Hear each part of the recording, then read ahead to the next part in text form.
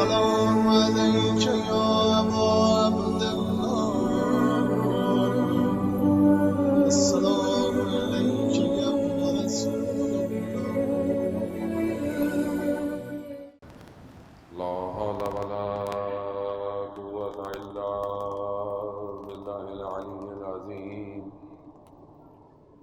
حسبنا الله ونعم الوكيل ونعم المولى ونعم النصير أعوذ بالله من الشيطان الرجيم بسم الله الرحمن الرحيم الحمد لله الذي يؤمن الخائفين وينجي الصالحين ويضع المستكبرين ويهلك ملوكا ويستخلف آخرين والصلاة والسلام على رسول ثقلين محبوب رب المشرقين والمغربين جد الحسن والحسين نبينا سيدنا بالقاسم محمد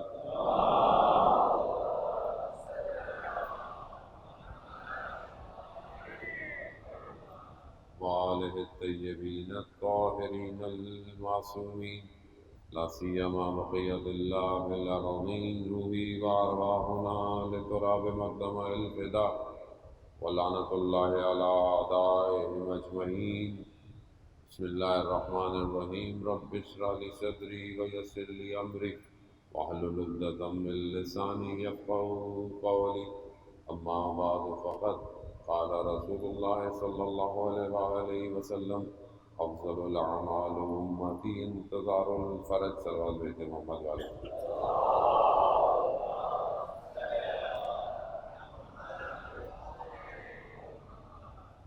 عزتاران سید الشہداء ایام محرم اور ایام اعزاء کی مجالس کا سلسلہ جاری ہے اور آگے بھی جاری رہے گا۔ یقیناً عاشورہ کے بعد جو ہے وہ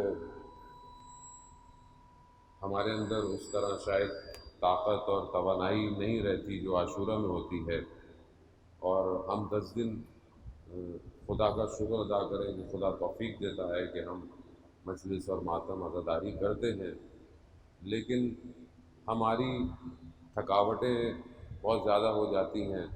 لیکن اہل بیت کے گھر کی مشکلات 10 کے بعد ہی شروع ہوئی۔ وہ لٹا ہوا کارواں کہ جو شام غریباں سے لے کر اپنے سفر کو طے کر رہا ہے، یہ ایام ان کے لیے سب سے زیادہ سخت ہیں۔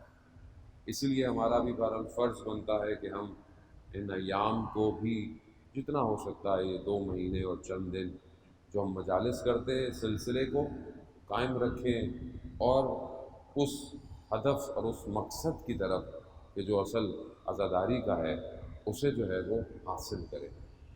اگر ہم ان مجالس اور عزاداری سے اس چیز کو نہیں پہنچ پاتے کہ جس کے لیے سید الشہداء علیہ الصلوۃ والسلام کربلا پہنچے تھے، تو یقیناً پھر ہم کہیں نہ کہیں کسی نہ کسی کوتاہی کا شکار ہیں۔ بہرحال چند دن آپ کی خدمت میں حاضر ہیں اور گفتگو جو ہے وہ مرتب اور مسلسل رہے گی۔ وقت جو ہے وہ بہرحال میرے حساب سے میں دیر سے بیٹھا ہوں کیونکہ مجھے ایک اور مجلس بھی پڑھنی ہے ڈیلی، اور رستے کا ٹریفک بھی مجھے دیکھتے ہوئے جو ہے وہ گفتگو کرنی ہے۔ عزیزان محترم، ہماری ساری گفتگوؤں کا محور جو ہے وہ امام ہونا چاہیے، ہماری زندگی کا ہدف امام ہونا چاہیے۔ یہی کربلا کا ایک کور، ایک مین میسج ہے۔ کربلا اپنے ساری چیزوں کو اپنے امام کے گرد گھومتی ہوئی نظر آتی ہے۔ کربلا کی آپ کوئی بھی چیز کو اٹھا کے دیکھیں، کسی بات کو اٹھا کے دیکھیں، جو کربلا میں ایک چیز سینٹر میں ہے وہ امام ہے۔ اس امام تک پہنچنا کمال ہے۔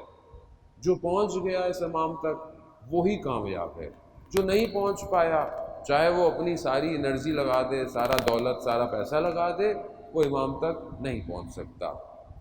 امام پروردگار جہاں انسان سے بہت ساری چیزیں مانگ رہا ہے، وہاں قرآن میں قرآن کی آیتیں آپ ماشاءاللہ سب سنتے اور پڑھے لکھے مجمع ہے، کہ پروردگار کہتا ہے کہ تم میری نصرت کرو، یعنی تم میری مدد کرو، میں تمہاری مدد کروں گا۔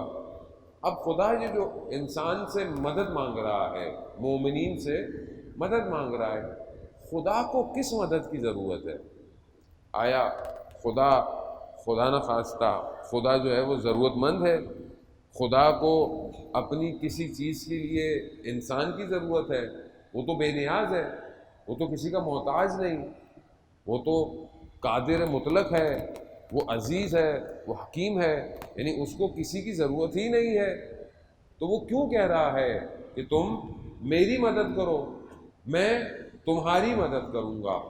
اب یہ جو خدا اپنے بندے سے نصرت مانگ رہا ہے، یہ کیا نصرت ہے؟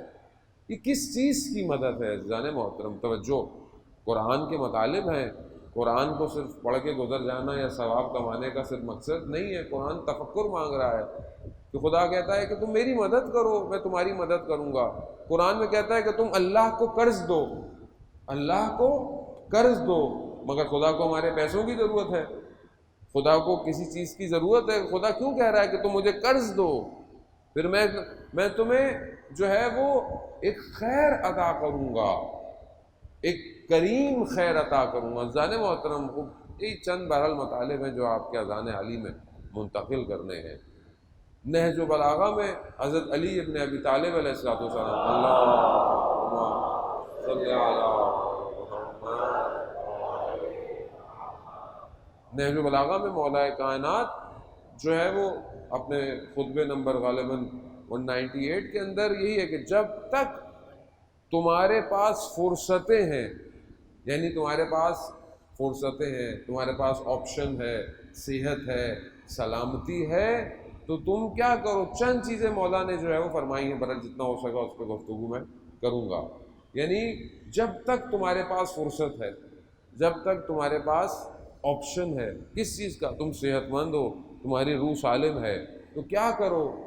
خدا کی راہ میں قدم بڑھاؤ، خدا کی راہ میں قدم بڑھاؤ، اپنے مال سے خدا کی راہ میں خرچ کرو، اپنے آپ کو بخل یعنی کنجوسی نہ کرو دیتے ہوئے، جتنا ہو سکتا ہے اپنے قدموں کو، اپنے کاموں کو خدا کی طرف خرچ کرو، اپنی زندگی کو آخرت کے لیے خرچ کرو، آخرت کا ہدف بناؤ، آخرت تک پہنچو۔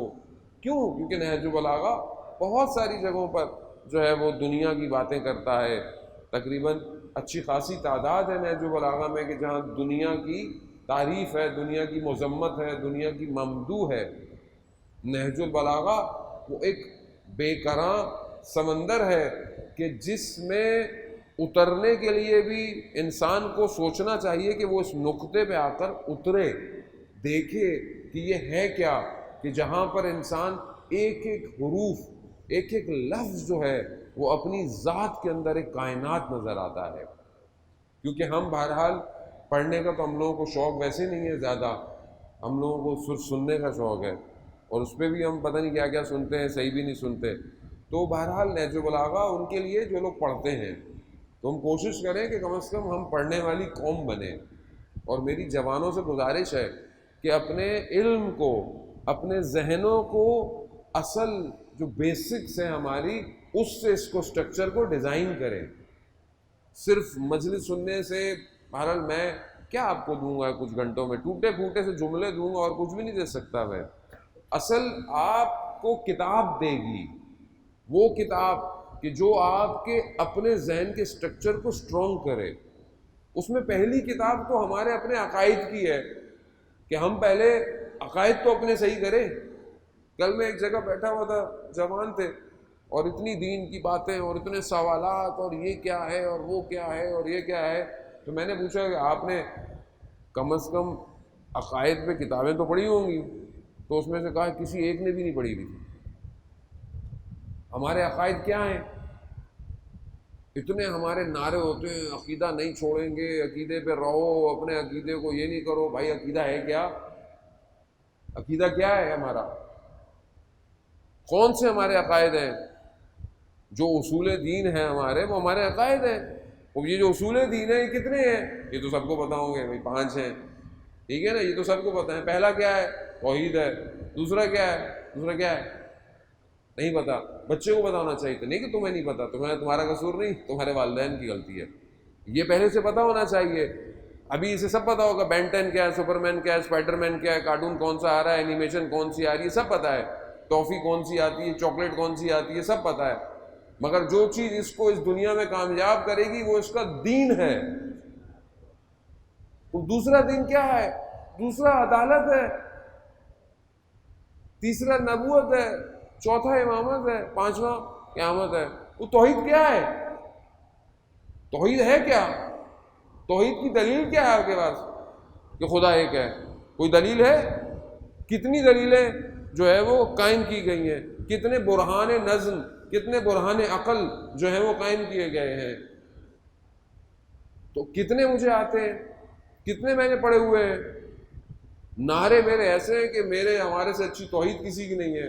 تو بھائی پتہ تو ہو. عزیزان محترم دیکھیں, 10 دن تو آپ لوگوں نے جو سننے تھے نا وہ سن لیا. ابھی تو آپ کو بہت ہارڈ ٹائم ملے گا جو میں سنانے آیا ہوں. صلوات بھیجتے محمد والے وہاں.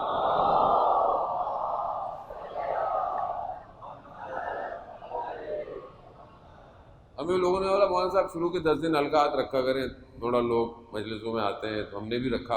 اب 10 دن کے بعد تو اب آپ لوگ بھی ریلیکس ہیں نا سارا, اب سب کو تو پانی بھی بہہ گیا, سب ختم ہو گیا ہے. اب تو معاملہ تھوڑا سا ٹھنڈا ہے, تو اب تھوڑا سا تیار ہیں, تھوڑا سا اچھی باتیں جو ہے وہ سنیں تاکہ ہم آگے کی طرف بڑھیں. خدا نہ خواستہ یہ نہیں ہے کہ کسی نے کمی چھوڑی ہوگی یا آپ نے کمی چھوڑی ہوگی, لیکن 10 دن کے بعد تھوڑا سا آدمی دوسرے موضوعات کو بھی ٹچ کرے تاکہ اس ہدف تک تو پہنچے جو کربلا کا ہدف تھا. بس جانے ہوتا ہوں خوب ہمیں پتہ ہونا چاہیے. اب اس عقائد پہ ہم نے کتنی کتاب پڑھی, کتنی کتابیں پڑھ لیں. اصول دین پر کتابیں ہوں گی کہ نہیں ہوں گی, اردو کے اندر ہیں کتابیں, کتنی کتابیں پڑھی ہم نے. اتنا تو ہمارا حق بنتا ہے نا, شیعہ ہیں, اپنے عقائد کی ایک کتاب تو پڑھنی چاہیے. نہیں چاہیے پڑھنی, مجھے آپ بتائیں. میں کسی اور سے تو باتیں نہیں کر رہا نا, ہم تو سب شیعہ لوگ ہیں. دوسرے سے ہم بعد میں بات کریں, پہلے اپنوں سے تو بات پوری ہو جائے. ہمیں اپنے اس اصول عقائد کی ایک کتاب تو کم از کم مطالعہ کرنی چاہیے کہ ہمارے یہاں توحید کیا ہے, توحید کیوں ہے, 2 خدا کیوں نہیں ہو سکتے. پتہ ہونا چاہیے. کوئی بچہ آپ سے سوال کر لے, آپ کا اپنا بچہ سوال کر لے, اور یہ بچہ سوال کرتا ہے کیونکہ اس کو, بچے کو میڈیا چلا رہا ہے اس کے ذہن کو, اس بچے کے ذہن میں سوالات آتے ہیں. یہ بچہ سوال کرے کہ ابا ایک ہی خدا کیوں ہے, 2 کیوں نہیں ہوتے, آپ نے اس کو 2 لگا دینے, بھاگو یہاں سے. لیکن اس کو وہ ٹی وی جو ہے وہ سب بتا رہا ہے. اس کے عقائد کو خراب کرنے کی مشین گھر میں لگی ہوئی ہے, اور ہمیں پتہ بھی نہیں ہے بچہ دیکھتا کیا ہے, سنتا کیا ہے. اور ویسے بھی آج کل یہ آن لائن پڑھائی نے اور جو ہے وہ رہی صحیح کسر جو ہے وہ چھوڑ دی. اب بچہ بہانے سے وہ ٹیبلٹ دے دے, موبائل دے دے, کیوں, وہ پڑھائی کرنی ہے. اب پتہ نہیں کیا پڑھ رہا ہے بھائی. ماں باپ بیچارے بھی مجبور تھے, کیا کریں, پڑھائیں یا نہ پڑھائیں اس کو. عزیزان محترم سمجھنے کی کوشش کریں. ہم جب تک ہماری توحید مضبوط نہ ہو ہم آگے کیسے بڑھیں گے. کتنے مسائل اور کتنے شبہات, یہ جو اتنی ساری چیزیں شبہات کریٹ کہتے ہیں نا, کنفیوژن. آج معاشرے میں کنفیوژن ہے جوانوں کے ذہنوں میں. یہ کنفیوژن کیوں ہے؟ کیونکہ عقائد کلیئر نہیں ہے.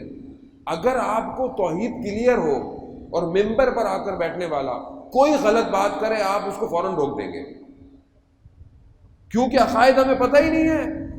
وہ جو آ رہا ہے ممبر پہ, جو آگے کہہ کے چلا گیا, آپ نے بھی یہاں سے بات شروع کی, کونے تک واہ کر کے گھر چلے گئے. وہ اب چاہے کوئی بھی تھا, چاہے وہ شعر پڑھنے والا کیوں نہ ہو, چاہے وہ مرثیہ پڑھنے والا کیوں نہ ہو, چاہے وہ ذاکر ہو, چاہے وہ خطیب ہو, چاہے وہ نوح خان ہو, جب عقائد سے مترادف ٹکراؤ والا شعر بھی ہے وہ کیوں آپ نے سنا؟ کیوں آپ نے آج اس قوم کو اس جہد پہ پہنچا دیا کہ لوگ آج آپ کے بیٹھ کر دین کا مذاق اڑا رہے ہیں؟ کیوں؟ کس نے طاقت دی, کس نے لوگوں کو جگہ دی کہ آؤ پڑھو, سب کچھ پڑھو؟ کیونکہ عقائد ہی نہیں پتا تھے ہمیں, اپنے توحید ہی نہیں پتا ہمیں. جب توحید نہیں پتا تو آپ امام کو کیسے سمجھیں گے؟ امام کیا ہے؟ جو دل چاہا شعر میں پڑھ دیا، جو دل چاہا بول دیا امام کو، مگر امام کو آپ نے بنایا یا اللہ نے بنایا ہے؟ عزیزان محترم، دین میرے گھر کا نہیں ہے، دین اللہ نے اپنے رسول کے گھر میں اتارا ہے۔ اس نے دین کے لیے 1,24,000 انبیاء کو بھیجا۔ انبیاء بنی اسرائیل نے نبیوں کو آروں سے کاٹ دیا دین کی خاطر۔ حضرت یحییٰ کے گردن کو تن سے جدا کر دیا ایک بادشاہ نے، اور ریگستانوں میں پڑتا رہا اور خون ابلتا رہا جب تک کہ کوئی اور حاکم نے آ کر اس کو قتل نہیں کیا بادشاہ کو۔ یہاں دین سختیوں میں پہنچا ہے آپ تک۔ حضرت اسماعیل اس خالی زمین پر کہ جہاں آج مکہ مکرمہ خانہ کعبہ ہے، ایڑیاں رگڑتے رہے، کس کے لیے؟ اس امت کے لیے۔ اور یہاں آپ اپنے دین کو دے دیں کسی کو بھی ایسے ہی، چند ناموں کی خاطر، چند واہ کی خاطر آپ دین بیچ دیں اپنا۔ اتنے عرصے سے جب علماء یہی بات کہہ رہے، کہے جا رہے، ہماری سمجھ میں نہیں آتی یہ بات۔ نہیں یہ مولانا تو عزاداری کا دشمن ہے۔ اب کون ہے عزاداری کا دشمن؟ بتائیے اب آپ کون ہے آج؟ کس نے دین کے ساتھ غداری کی ہے آج؟ واضح کریں اپنی صفوں کو۔ جو بہرحال ہمارے مسلمات عقائد ہیں وہ ہمارے عقائد ہیں، ان سے کوئی ہمیں پیچھے ہٹا نہیں سکتا۔ جو اہل بیت کا دشمن ہے وہ دشمن ہے، جو واضح ہے وہ واضح ہے، لیکن جو بصیرت چاہیے قوم کو وہ کون دے گا آپ کو؟ جس شخص نے نہ مدرسے دیکھے ہو، نہ اسکول دیکھا ہو، نہ وہ دیکھا ہو، صرف نام ہو، واہ ہو، اور ہم اس شخص کو اپنا پورا دین سپرد کر دیں، کس کی ذمہ داری ہے؟ عزیزان محترم مجھے آپ بتائیں۔ ہم تو بول بول کے تھک جائیں گے، مر جائیں گے، ایک دن ختم ہو جائے گا۔ بیدار قوموں کو خود ہونا ہے۔ سید الشہداء علیہ السلام کربلا اپنے جوان بیٹے کو اس لیے لے کر گئے تھے کہ بتائیں کہ دین اتنا قیمتی ہے کہ میں شبیہ پیغمبر کو بھی قربان کر سکتا ہوں۔ خود میں تھوڑی زحمت کروں، تھوڑی کتابیں کھولوں، اپنے عقائد کو خود پڑھوں۔ علماء آپ کے محلے میں ہر جگہ موجود ہیں، آپ درس رکھیں ان سے، تو اپنا دین تو بچائیں کم از کم۔ اور یہی دین اگر بچے گا تو دنیا بھی بچے گی۔ جس شخص کے پاس دین نہیں اس کی دنیا بھی برباد ہے۔ جس کو معاملہ ہی نہیں پتا، لین دین ہی نہیں پتا، مسائل ہی نہیں پتا، ایک شخص کو پتہ ہی نہیں ہے حلال کیا ہے حرام کیا ہے، ایک شخص کو پتہ ہی نہیں ہے وہ کس کا مال کھا رہا ہے، جہاں دین اتنی چیزیں بتا رہا ہے وہ ساری چیزیں واضح ہیں۔ عزیزان محترم یہ سب بہت ضروری ہے۔ یہ دنیا، پروردگار قرآن میں کہہ رہا ہے کہ میں نے اس دنیا کو، آسمانوں کو 7 دنوں میں، چند دنوں میں کھڑا کیا، ایک کے اوپر ایک آسمان ہے، میں نے سورج اور چاند کو، ستاروں کو، یہ سب خدا نے بنایا۔ خدا قرآن میں پوری خلقت بتا رہا ہے، اس سب کو میں نے زینت بنایا، کس کے لیے؟ تمہارے لیے، انسان کے لیے۔ مگر انسان کو کس لیے بنایا؟ حدیث قدسی ہے کہ میں نے ساری چیزوں کو تمہارے لیے خلق کیا بنی آدم، مگر تمہیں میں نے اپنے لیے خلق کیا۔ تو ہم یہ دیکھیں کہ یہ سب سمٹ جائے گا ایک دن۔ یہ جو ہماری بھاگ دوڑ ہے اپنی زندگی کے اندر، یہ جو ہم دنیا میں دوڑ رہے ہیں اسٹیٹس کی خاطر، نام کی خاطر، پیسے کی خاطر، دولت کی خاطر، سب خدا منع نہیں کرتا، حلال رزق کمائیں، اچھی زندگی گزاریں، سب کریں، لیکن یہ سب تمہارا مقصد نہیں ہے۔ یہ سب سمیٹ دیا جائے گا، یہ پوری دنیا ختم کر دی جائے گی، ایک نیا میدان جو ہے وہ بچھایا جائے گا۔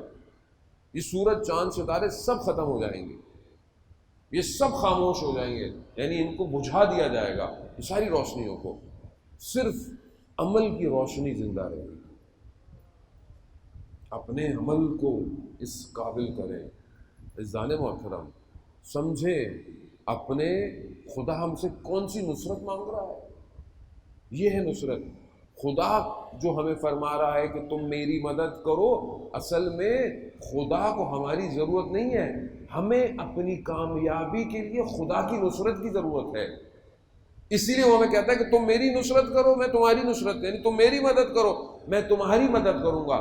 حقیقتاً ہمیں خدا کی مدد کی ضرورت ہے، ہمیں خدا کی اس خیر کی ضرورت ہے جو خدا نے ہمیں خیر دینا ہے۔ پروردگار جہاں قرآن میں کہہ رہا ہے کہ تم مجھے قرض دو، یعنی قرض انفاق سے الگ ہے، یعنی خدا کی راہ میں خرچ کرو، حدیثیں ہیں، قرآن ہے، خطبے ہیں کہ خدا کی راہ میں انفاق کرو، خدا نے جو تمہیں مال دیا ہے خدا کی راہ میں دو، اس کو خرچ کرو، خدا تمہیں دے گا۔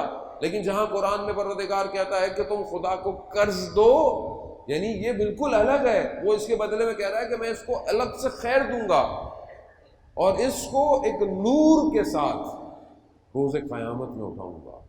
نور کیا ہے؟ ایمان ہے، یعنی خدا اس عمل سے امام تک پہنچانا چاہ رہا ہے۔ امام تک پہنچنے کی کوشش کریں اپنی زندگی میں۔ جب مر جائیں گے نہیں پتا عمل کیسا ہے ہمارا۔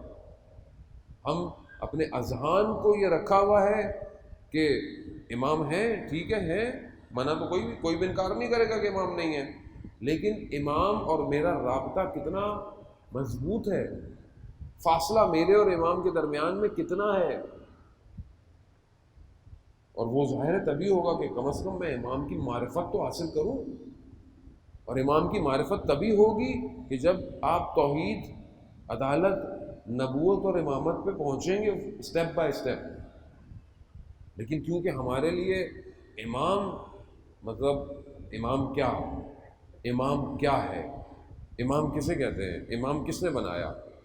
امام پروردگار نے بنایا، انتخاب خدا کا ہے۔ ہمارے یہاں انتخاب فردی نہیں ہے، کسی شخص نے انتخاب نہیں کیا امام کا۔ امام کا انتخاب پروردگار نے خود کیا، غدیر خم سے لے کر، اور ابھی تک خدا کا نمائندہ زمین پر موجود ہے، حجت الہی ہے۔ اس کے بغیر اگر اسے ہٹا لیا جائے تو دنیا تباہ ہو جائے گی، یعنی اس کا وجود اتنا قیمتی ہے کہ دنیا اپنے مدار پہ قائم ہے۔ امام ہے یہ، نہ صرف یہ دنیا، یعنی یہ پوری کائنات، یہ جو دنیا اپنے مدار پہ گھوم رہی ہے، سورج روشنی دے رہا ہے، چاند روشنی دے رہا ہے، ہوائیں چل رہی ہیں، سمندر کے اندر لہریں چل رہی ہیں، یہ سب پھول کھل رہے ہیں، یہ خوشبوئیں آ رہی ہیں، یہ سب جو دنیا اپنے خزانوں کو امنڈ رہی ہے، یہ سب کس کی وجہ سے؟ یہ اس واسطہ فیض کی وجہ سے ہے، وہ ہے رحمت موصولہ پروردگار کی طرف سے۔ یہ ہے امام۔ امام میرے اور آپ جیسا نہیں ہے عزیزان محترم۔ اس امام کو جب تک امام نہ سمجھ میں آئے کربلا سمجھ میں نہیں آ سکتی۔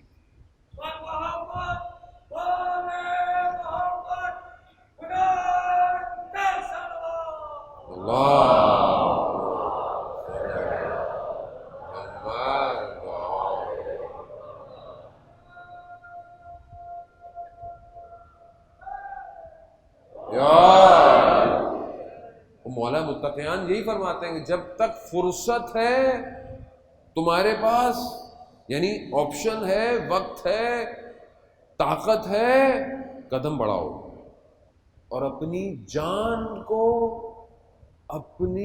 یعنی اپنے جسم کو اپنی جان پہ خرچ کرو۔ یعنی جان کیا؟ یعنی انسان کی نفس، انسان کی روح، یعنی اپنے جسم کو اپنی روح پہ خرچ کرو۔ یعنی جب تمہیں جان دینی پڑے تو تمہارا جسم تمہارے روح کی ہمراہی کرے، نہ کہ اپنی روح کو اپنے جسم پہ خرچ کرو۔ الٹا مت کرو۔ ہم کیا کر رہے ہیں؟ اپنی نفس کی چیزوں کو، اپنی جسم کی ضرورتوں کو پورا کر رہے ہیں، یعنی آنکھ کو لذت چاہیے، اپنی روح کو برباد کر رہے ہیں۔ زبان کو ذائقہ چکھنا ہے، روح کو حرام لقمہ دے رہے ہیں، حرام مال شکم میں جا رہا ہے۔ جسم کی راحت کی خاطر دین، نماز، واجبات کو ترک کر رہے ہیں۔ کیوں؟ وہ نیند پیاری ہے، نیند اچھی لگتی ہے۔ اپنی جان کو ہم جسم پہ خرچ کر رہے ہیں، جبکہ مولا کیا کہہ رہے ہیں؟ اپنے جسم کو اپنی جان پہ خرچ کرو۔ زحمت اٹھانی پڑے اٹھاؤ، عبادت کے لیے سردیوں میں اٹھنا پڑے اٹھو۔ نفس بدن آمادہ نہیں ہے، تیار نہیں ہے قرآن کی تلاوت اچھا نہیں لگتا مولانا، وہ دل قرآن مانوس نہیں ہے نا ہم لوگ قرآن سے تھوڑا. ابھی کچھ اور سنا دیں 3 گھنٹے ہم سنتے رہیں گے. قرآن تھوڑا وہ بے ادبی ہو جائے گی مولانا. وہ گھر میں چل رہا ہوتا ہے، چینل چینج کر دیں، بند کر دیں. اللہ کا کلام روح کی خوراک ہے نا وہ. تو اس روح کی خوراک کو کیا جسم پہ خرچ کر رہے ہیں یا نہیں کر رہے؟ جسم کو عادت ہی نہیں ہے قرآن کی. یہ بیسکس ہیں. یہ کو میں آپ کو نہ فلسفہ سنا رہا ہوں، نہ نیوٹن کی تھیوری سنا رہا ہوں، نہ پروٹون اور آپس میں چیزیں پھٹتی کیسے ہیں، فزکس کیسے بنتی ہے، کچھ نہ. میں آپ کو کچھ بھی، سادی سی بات ہے، نہ میٹا فزکس کی باتیں، کچھ بھی نہیں ہے، سادی سی بات. کیوں نہیں یہ جسم جان پر قربان ہونے کی عادت ڈال رہا؟ کیسے نکلے گا؟ کربلا میں کیسے ٹوٹے جسم جانوں کی خاطر؟ کیا وجہ تھی کہ ٹکڑے ہوتے رہے مگر آہ تک نہ نکلی؟ کیوں؟ کیونکہ جسموں کو جان پر قربان کیا ہوا تھا. اور پوری جانوں کا محور کربلا میں امام. تیر کھائے، گر گئے، کیا کہا؟ یہ نہیں کہا مولا بڑا کام کیا، ہم نے تیر کھائے، آپ نے نماز پڑھی. نہیں، جب گرے کہا مولا ہم نے وفا کی، مولا ہم نے اطاعت کی. کہا مولا ہاں تم مجھ سے پہلے جنت میں جاؤ گے. اللہ، یعنی کیا کیا؟ یعنی اپنی جو زندگی میں جو جمع کیا تھا. امام کو پیسے نہیں چاہیے، خدا کو اب ہمارا پیسہ چاہیے. خدا جو کہہ رہا ہے انفاق کرو، میری راہ میں خرچ کرو، مجھے قرض دو، مطلب خدا کو ہمارے مال کی ضرورت ہے. خدا وہ کہ جس کی پوری کائنات اس کا اپنا لشکر ہو، زمین آسمان اس کے، ستارے اس کے، ملائکہ اس کے، وہ ایک اشارہ کرے ہر چیز، اس کو ہمارے پیسوں کی ضرورت ہے؟ نہیں، وہ مومنین کو کامیاب کرنا چاہ رہا ہے، اسے منافقوں کا مال نہیں چاہیے. قرآن یہی کہتا ہے منافق اگر رسول کو کچھ دیتے ہیں تو کوئی فائدہ نہیں ہے. مومن سے پروردگار کہتا ہے اس ایمان جو تمہیں، اگر اللہ اور رسول پر ایمان ہے تو تم اپنا مال خرچ کرو، تمہیں خدا اس کے بدلے میں کامیابی دے گا. اصل میں مومن کو کامیابی چاہیے. اب ہمارے اپنے اوپر ہے کہ ہم کون سی کامیابی چاہتے ہیں. کامیابی ہے کیا؟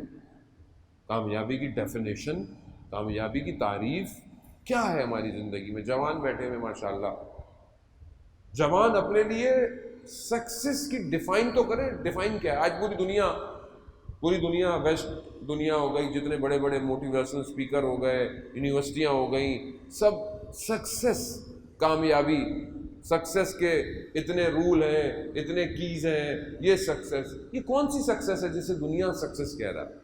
دنیا جسے کامیابی کہہ رہا ہے، یہ کون سی کامیابی ہے؟ اور دین کون سی کامیابی کی توقع رکھ رہا ہے آپ سے؟ دنیا اپنے وطن کے اندر انسان کو دین سے آزاد کر کر انسان کو کامیاب بنا رہی ہے. دنیا کیا کہہ رہی ہے کہ کسی دین کی ضرورت نہیں ہے، تم خود مختار ہو، تمہاری عقلیں رشد کر چکی ہیں، تم اس قابل ہو گئے ہو، تم سیاروں پہ ٹریول کرنے کے چکر میں ہو، تم نے یہ بنا لیا، تمہیں کیا ضرورت ہے کسی دین کی؟ وہ تو یہ عربوں میں آئے تھے پتہ نہیں کتنے 100 سال پہلے، انہیں کیا پتا کیا کر رہا ہے؟ دین سے باہر نکال رہا ہے. اور آج جو دین کا حال کیا ہے، یہ اس نے اس لیے کیا ہے کہ یہ جوان جب دین کی اس حالت کو دیکھے تو بولے اس دین سے اچھا ہی ہے ہم لوگ ایسے اچھے ہیں. یہ جو حالتیں ہوتی ہیں جب آپ ٹی وی دیکھتے ہیں، جب آپ ان حالات کو دنیا میں دیکھتے ہیں، اسلام کی شکل کو دنیا میں دیکھتے ہیں، تو جوان کیا کہتا ہے؟ آج لبرلزم کیا ہے؟ بھئی ہمارا دین سے کوئی تعلق نہیں ہے نا، ہم لوگ لبرل ہیں. جو بھی ہو، کیوں کیا ایسا؟ بنایا ہے کہ کامیابی دین سے باہر ہے. رونیسانس میں جو 1600 سینچری میں انہوں نے دین کو جدا کیا زندگی سے، دین کو جدا کیا سیاست سے. کیا کیا؟ اتنا کرسچینٹی کو اتنا بروچل بنا دیا، اتنا خوفناک بنا دیا کہ لوگ مجبور ہو گئے دین سے دور ہونے میں، بولا نہیں چاہیے، دین ہی نہیں چاہیے۔ پھر کیا کیا؟ صرف دین سنڈے کا رہ گیا، صرف سنڈے کو دین ہے، 6 دن جو دل چاہے کرو بھائی، کچھ بھی کرتے رہو۔ وہاں ایک ڈبہ بنا دیا، ادھر بیٹھو تم، ادھر وہ فادر بیٹھے گا، ٹھیک ہے، تم اپنے گناہوں کا کنفیس کرو، وہ معاف کروائے گا تمہیں۔ ہمارے ساتھ کیا ہوا؟ میں کھل کے نہیں بولوں گا، آپ لوگ برا مان جائیں گے۔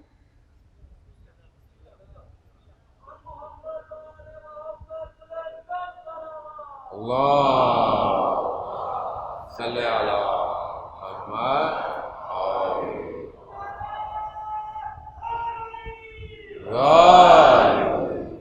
بھائی دین کو زندگی سے باہر نکال دیا، پھر علم دیا، اپنا علم دیا، یہ علم ہے، یہ آزادی ہے، انسان کی کوئی لمٹ نہیں ہے، انسان میں، مرد میں، عورت میں کوئی فرق نہیں ہے، جانور جو ہے وہ ایسا ہے، انسان جو ایسا ہے، اور ہیومن رائٹس اور دنیا کے سارے نعرے بلند کر دیے انہوں نے۔ کہاں لے آئے انسانیت کو آج؟ کہ جس معاشرے میں کتے کی زیادہ عزت ہے اور انسان کی عزت کم ہے، کہاں لے آئے؟ جبکہ وہ کیا کہہ رہا ہے پروردگار کہ ہم نے تمہیں اشرف المخلوقات بنایا، ہم نے تمہیں اپنا خلیفہ بنایا، یعنی حی متعال بنایا، تمہیں سوشل اینیمل نہیں بنایا ہم نے۔ یہ جو ڈیفینیشن دنیا دیتی ہے کہ انسان جو ہے وہ معاشرتی جانور ہے، یہ ان کی ڈیفینیشن ہے۔ اسلام اسے جانور نہیں کہتا، یہ حی متعال ہے، یہ خلیفہ ہے پروردگار کا۔ پروردگار کہہ رہا ہے تبارک اللہ، یعنی اس کو خلقت کر کر اپنے اوپر ناز کر رہا ہے کہ میں نے اس کو بنایا گیا ہے۔ کتنا فرق ہے دونوں کی تعلیمات کے اندر۔ کہاں لے کر آیا؟ نہیں، دین سے دور کر دو۔ کیا کیا انہوں نے؟ اسلام کی شکل آپ کے سامنے کیا بنائی؟ طالبان بنائے، داعش بنایا، یہ شکل بنا کر پوری دنیا کو دکھائی۔ مسلمان ہونا ہے، یہ شکلیں بھی اتنی خطرناک ہیں، آدمی ویسے مسلمان نہ ہو۔ حلیے ایسے، عمل ایسے، کردار ایسے، ٹھیک ہے۔ اب ایک عام آدمی جو ذرا سا بھی دین کی طرف اٹریکٹ ہو، کوئی بھی ہو، کیونکہ بہرحال دین اصل فطرتاً تو انسان کی ضرورت ہے نا، فطرتاً تو کھینچتا ہے، جب اس کی طرف اٹریکٹ ہوگا، جب ان کو دیکھے گا بولے گا نہیں بھائی یہ نہیں چاہیے، یہ نہیں چاہیے۔ یہی کیا انہوں نے، پہلے اوپر مذہب کو کیا، پھر ان مذہبوں کے اندر اترے، فرقوں میں اترے، پھر ایک فرقہ بول رہا ہے ہم اچھے ہیں، دوسرا کہہ رہا ہے ہم اچھے ہیں، تیسرا بول رہا ہے۔ اب سب کے ساتھ انہوں نے گیم کیا، سب کی شکلیں عجیب عجیب سی بنا دی، الگ الگ ان کے عقائد، ان چیزوں۔ جب آپ کوئی دیکھ رہا ہوتا ہے تو ہنس رہا ہے، یار یہ کیسی باتیں کر رہے ہیں، صحیح ہے۔ اب ہر کوئی کہتا ہے ہم اچھے ہیں، ہم برے ہیں، ہم کہتے ہیں ہم اچھے ہیں۔ ہمارے ساتھ کیا کیا انہوں نے؟ ہماری جو جگہیں تھیں کہ جہاں سے ہم دین کی تبلیغ کرتے ہیں، جہاں سے ہم پیغام دیتے ہیں، جہاں سے ہم قال امام صادق علیہ السلام اور قال امام باقر علیہ السلام، اللہ صلی علی محمد، جہاں سے ہم یہ بولتے ہیں، وہاں پہ کیا کیا؟ ایسے لوگوں کو لے آؤ کہ جو ان کی مجلس میں آئے وہ بولے یہ کیا کہہ رہے ہیں، یہ کون سی باتیں کر رہے ہیں، نہیں بھائی یہ لوگ بھی صحیح نہیں ہے۔ یہی تو کیا ہے۔ مگر پہلے ہمارے کتنے اہل سنت دوست، خدا درجات بلند کرے، علامہ طالب جوہری صاحب اللہ مقامہ کی، کہ آپ کی صلوات ان کے درجات میں اضافہ فرمائے۔ اللہ صلی علی محمد۔ جب وہ شام غریبہ پڑھا کرتے تھے، پورا پاکستان وہ شام غریبہ سنتا تھا، اور کتنے ہمارے دوست تھے جو ہم کہتے تھے ہم پورا سال اس مجلس کا انتظار کرتے، پورا سال درس قرآن جو پی ٹی وی پہ آتا تھا، پوری دنیا کو پڑھاتے تھے نا۔ کیا تھا؟ تعلیمات اہل بیت تھی، تفاسیر تھیں قرآن کی جو بزرگوں نے لکھی، انہوں نے اس کو وہ تفسیر کیا کرتے تھے۔ یہ تعلیمات تھی نا، یہی تو تعلیمات تھی اہل بیت کی۔ کیا کیا؟ کہاں لے گئے آج ہماری مجلسوں کو، ہمارے ممبر کو، عجیب عجیب سی چیزیں آپ کو ممبر میں نظر آتی ہیں. آپ بلائیں گے کسی کو؟ کتنے لوگ ہیں آپ کے پاس ایسے اسپیکر پڑھنے والے کہ آپ اپنے اہل سنت دوست کو دعوت دیں، آؤ میرے ساتھ مجلس میں. خود آدمی شرم سے جا رہا ہوتا ہے، بولا پتہ نہیں کچھ کہہ ہی نہ دے. کیوں؟ کیونکہ ہم مجلس جو ہے وہ زیادہ تر دوسروں کے لیے پڑھتے ہیں. جو لوگ بیٹھے ہوتے ہیں ان کو کچھ دینا ہمارا ویسے ہم میں نہیں ہے ان لوگوں کو. اس کی وجہ کیا ہے؟ اس کی وجہ ہم لوگ خود ہیں عزیزان محترم. سامنے والے پہ انگلی اٹھانا بڑا آسان ہے، بھائی یہ پڑھتے ہیں، بھائی یہ پڑھتے ہیں. یہ کیوں پڑھتے ہیں؟ یہ کون پڑھوا رہا ہے انہیں؟ بھائی آپ نیچے سے واہ واہ نہ کریں تھوڑی دیر کے لیے. آپ بول دیں کہ قبلہ بہرحال ذاکر مرثیہ خواں نوا خواں آپ ذاکر اہل بیت ہیں، آپ ہمارے سر آنکھوں پر مولا کے ذاکر ہیں. خدا کے لیے اس سیدہ کا خیال کریں جو مدینہ سے چل نکلی ہوئی ہے. کیوں آپ اس پلیٹ فارم کو اپنی نفس کی خواہشوں کے لیے پورا کر رہے ہیں؟ اگر وہ اپنے نفس کے لیے کر رہا ہے، لیکن اگر اس کو کسی نے پیسہ دیا ہوا ہے، پیچھے سے پیڈ ہے، تو یہ بھی آپ کو پتا ہونا چاہیے نا. مانتے ہم حضرت علی کو ہیں، لیکن ہمیں یہ نہیں پتا تھا کہ مولا کائنات نے بصیرت کی تعریف کیا کی ہے نہج البلاغہ میں. کیا غم تھا امام علی کو؟ مجھے آپ بتائیں، کون سا غم کھا گیا امام علی کو؟ کیا تھا؟ کون سی چیز تھی جو امام کے مقابلے میں آئی ہے؟ بے بصیرتی. جوان ایک جنگ میں آ کر جو ہے وہ امام کو برا بھلا کہتا ہے، ملک اشتر اس کو پکڑتا ہے، خیمے میں لے کے جاتا ہے، خیمے میں دکھاتا ہے. خیمے میں کون ہے؟ عمار بن یاسر رضی اللہ تعالیٰ عنہ. اگر صحابی ہیں احترام کرنا چاہیے. اصحاب واجب الاحترام ہے، ظاہر ہے جو صحابی ہیں. پھر کون ہے؟ حضرت اویس کرنی رضی اللہ تعالیٰ عنہ. کہا اس جوان سے یہ کون ہے دونوں؟ کہا صحابی ہیں. کہا کیا یہ نمازی نہیں ہے؟ کہا ہے. حضرت اویس کرنی 8 زاہد لوگوں میں سے ایک زاہد شخص ہے. 8 زہاد ہیں پورے تاریخ بشریت اور صدر اسلام کے اندر، اس میں سے ایک زاہد ہے اویس کرنی. کہا تم جو کہہ رہے ہو علی نماز نہیں پڑھتا، علی یہ نہیں کرتا، تو یہ نمازی نہیں ہے؟ کیا یہ بے نمازی کے ساتھ جنگ کریں گے مل کے؟ کیا چیز تھی؟ بے بصیرتی. بصیرت نہیں ہے. بصیرت کس کو کہتے ہیں؟ مولانا کوئی گولی ہوگی شاید کہیں ملتی ہوگی، ہمارے یہاں تو نہیں ملتی ہے گولی. کسی اور قوم نے کھائی ہے، وہ وہی کھائے جا رہی ہے، ہمیں تو دے ہی نہیں رہا کوئی. کیسے دے آپ کو یہ بصیرت جب آپ اپنے لیے آپشن ہی نہیں کر رہے آپ کہ آپ کو یہ گولی دی جائے؟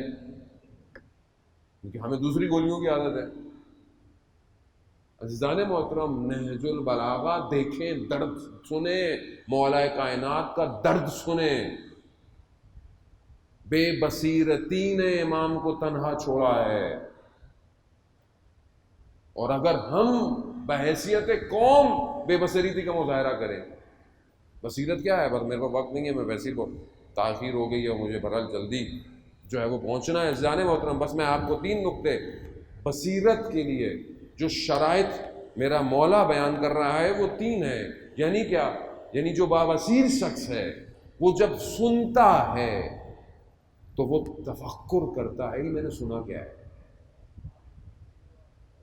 یعنی جو سنتا ہے، اب آپ جو بھی سن رہے ہیں، جو بھی XYZ کوئی بھی چیز سنیں، یہ تفکر کرتا ہے میں نے سنا کیا ہے، کیا کہا ہے، کیا کہہ دیا، کیا پڑھ دیا، کیا معنی نکلتے اس بات کے.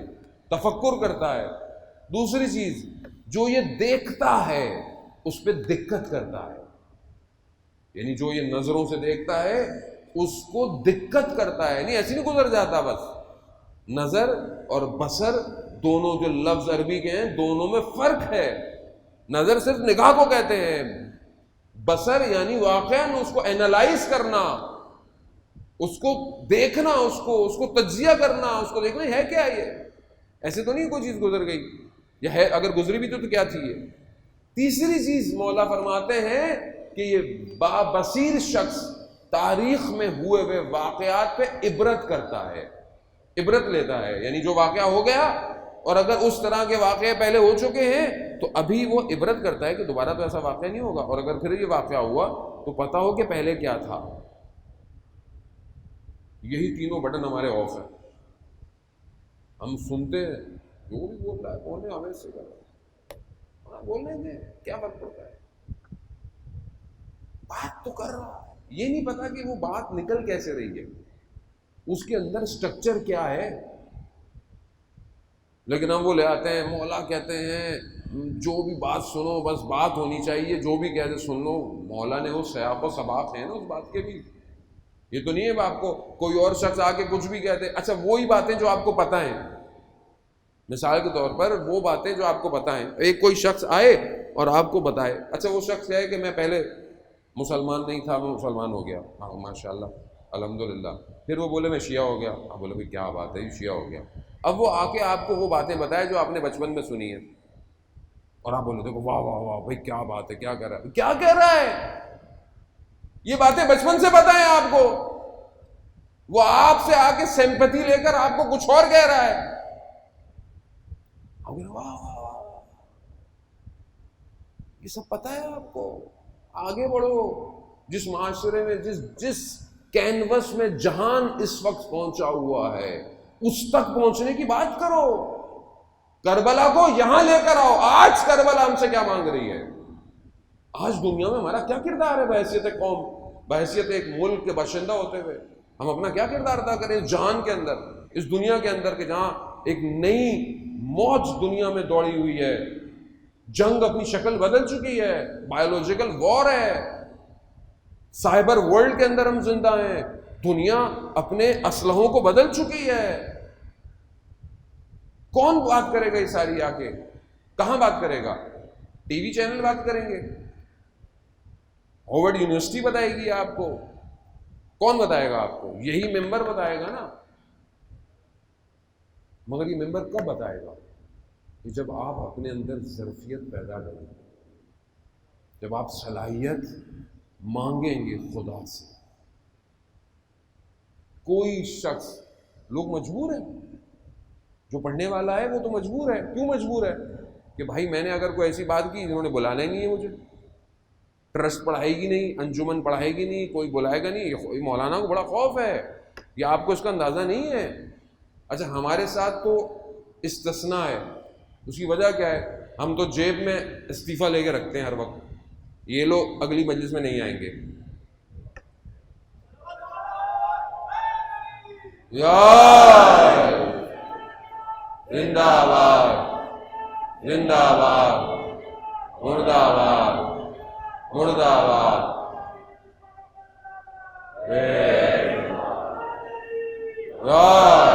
عزیزان محترم، تو ہم پہ تو اللہ کا خاص لطف اور کرم ہے، ہمیں تو کوئی ٹینشن نہیں ہے، ہمیں تو کوئی بھی نہیں پڑھائے، ہماری تو آن لائن پڑھانے والے اتنے زیادہ ہیں، بیچارے کہتے ہیں مولانا 5 منٹ دے دے، کو میری کوئی شکل بہت اچھی تو اس سے 5 نہ، اس ذکر کی وجہ سے 5 منٹ مانگتے ہیں، تو ہمارے پاس نہیں ہے، لیکن واقعاً علماءوں کو مشکل ہے، اس کی وجہ ہم لوگ ہیں۔ مزہ نہیں آیا مولانا، تھوڑا اٹھک بیٹھک نہیں ہوئی مجمع میں، مزہ نہیں آیا، مزے لے لو یا امام کو راضی کر لو، بھائی بہت مزے دے دیے قوم کو، خدا کے لیے کچھ لے لو اور کچھ دے دو، ہمارا تو پتہ نہیں ہے، ہر انسان کو موت تو ہر کسی کو پتہ ہے ایک نہ ایک دن آنی ہے، اس سے بہتر موت ہو ہی نہیں سکتی کہ جو ہمارے ارباب کو آئی ہو، ہمارے سردار کو آئی ہو، بہترین موت وہی ہے جسے سب تمنا کرتے ہیں، اس سے اچھی موت کوئی نہیں ہو سکتی، ہمیں بھی آنی ہے، سب کو آنی ہے، اللہ کرے ہم سب کو، وہ ہم دعاؤں میں بھی پڑھتے ہیں کہ پروردگار ہمیں اپنے امام کی رکاب میں شہادت عطا کر، تو وہ تو آنی ہے ایک نہ ایک دن، لیکن بات یہ ہے کہ کچھ کر کے جائے آدمی، کچھ کام تو کرے، اوپر ایسے وہ لخام خواہ دعائیں مانگتا تھا، بھائی کچھ کیا بھی تھا کہ نہیں کیا تھا، نہیں مولا بہرحال جتنا کرنے کی کوشش تھی، اور یہ بھی آپ کی عنایت تھی جو کیا، میں نہیں کر سکتا تھا، نہ میرے نفس میں طاقت ہے نہ میری زبان میں طاقت ہے، یہ آپ کی نگاہ ہے جس نے مجھ پر کرم کیا ہوا ہے۔ عبد الکریم کے جو مشہور ہیں کہ وقت کے امام سے جن کی ملاقات ہوتی تھی، مختلف ملاقاتیں تھیں تہران میں، دکان تھی ان کی، بڑے بڑے علماء ان کی دکان پہ آتے تھے، اس وجہ سے کہ شاید امام زمانہ کی زیارت ہو جائے، یعنی اتنا مشہور شخص تھا، سادہ سا شخص تھا۔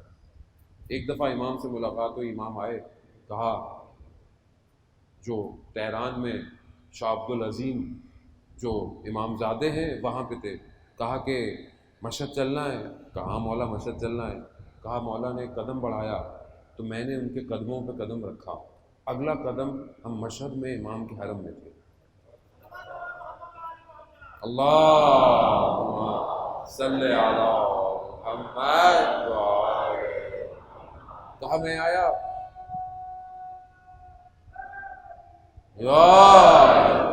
کہا میں آیا، زیارت کی، اللہم صلی علی محمد وآلہ۔